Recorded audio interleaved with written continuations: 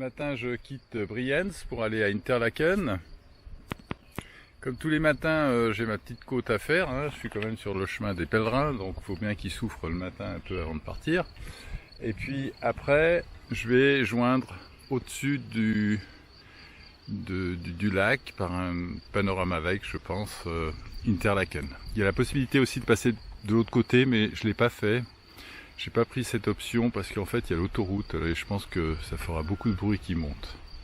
Je peux aussi rester au bord du lac, mais là aussi il y a la route, donc le mieux c'est de prendre le chemin et de le suivre avec des jolis panoramas. Donc il y aura des photos aujourd'hui. L'avantage de passer par le haut, c'est qu'on passe par la forêt. Hier, j'ai rencontré deux personnes qui faisaient le Jakobsweg et qui m'ont dit « Ouais, on n'a pas envie de faire les montées, donc on va plutôt aller vers le bas et suivre le lac par son bord. » À mon avis, ils vont se faire brûler complètement en allant à Interlaken parce qu'il fait vraiment déjà très chaud maintenant en bas.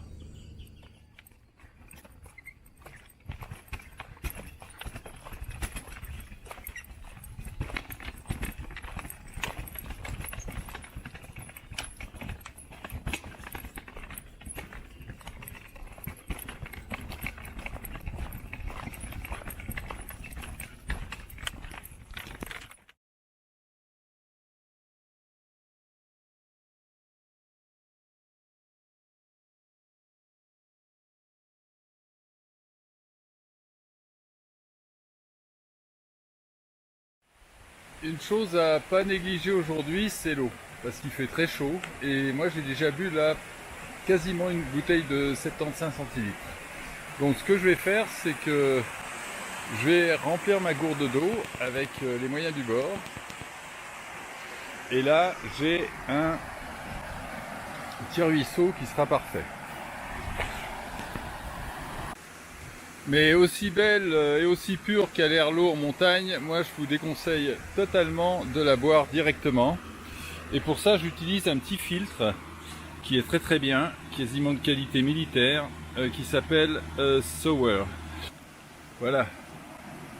Alors on met la poche au-dessus et puis ça filtre tranquillement. Faut pas être pressé, on peut un peu forcer mais c'est pas nécessaire. Et le tout prend pas plus de place que ça. Moi je trouve assez efficace. Et puis mon eau là, elle est pleine. Donc je suis bon pour les 2 prochaines heures. Alors me voici sur une passerelle très intéressante qui bouge un peu quand on la traverse et qui vous donne une vue sur le lac absolument magnifique. Je suis pas un grand fanat de ce genre de choses, mais il faut que je la traverse.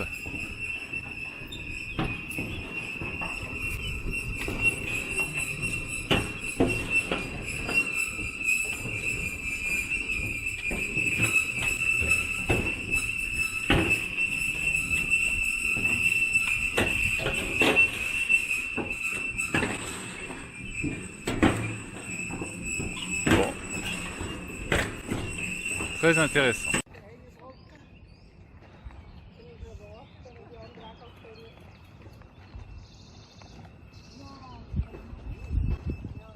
Un moment sur le chemin là-haut d'ailleurs qui est un vrai autoroute à vélo, il y a un petit embranchement à gauche qu'il faut prendre et qui nous redescend sur Oberried. Donc c'est un petit sentier qui va tout chousse jusqu'en bas et puis on remontera après pour avoir de nouveau des hauteurs et de la vue.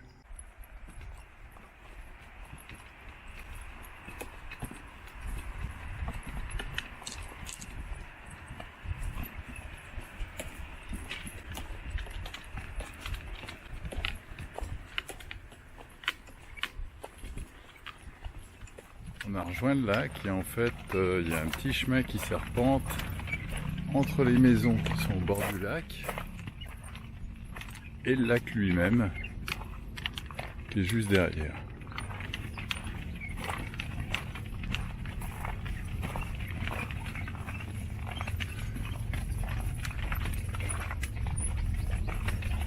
C'est très joli comme les maisons au-dessus.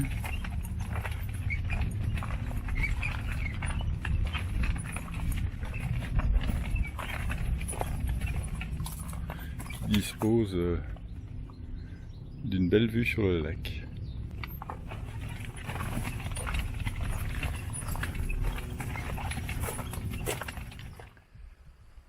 J'ai commencé la deuxième côte de la journée, et puis là je suis à mi-chemin, et de nouveau bien sûr la vue d'en haut. Il y a même des constructions nouvelles. Et puis on va déjeuner ici.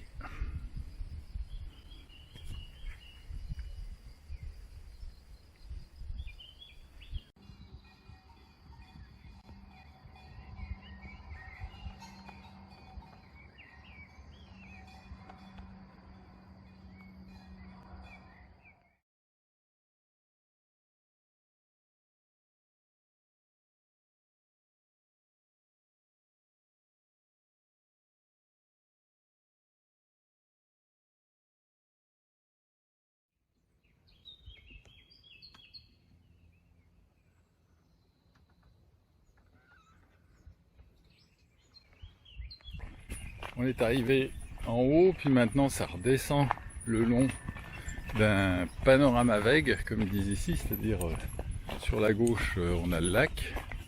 On devrait d'ailleurs certainement avoir des ouvertures. Et puis ici c'est tout à fait sympa à faire. Et à l'ombre, parce qu'il fait très très chaud maintenant.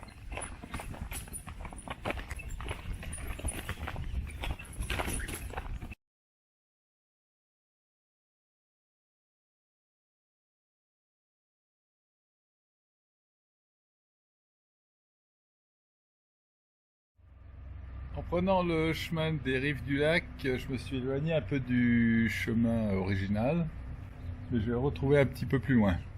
Mais c'est quand même un petit peu dur là parce que il fait très chaud. Et puis je suis vraiment au bord de la route là, c'est infernal avec les voitures. Vivement que je reprenne plus loin le chemin.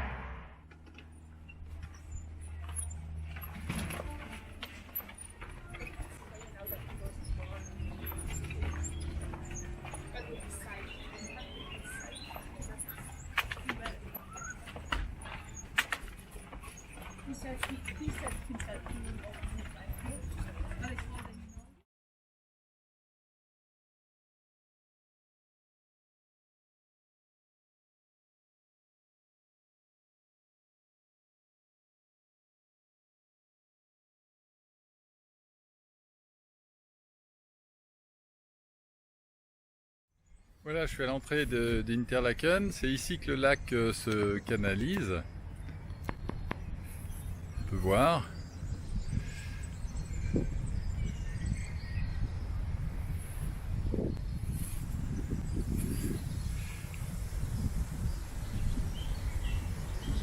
Et au fond, il y a les premiers immeubles de la ville. Puis moi, j'ai planté ma toile juste ici. Et c'est là que je vais dormir ce soir. Mais avant, je vais faire une petite sieste là-dedans.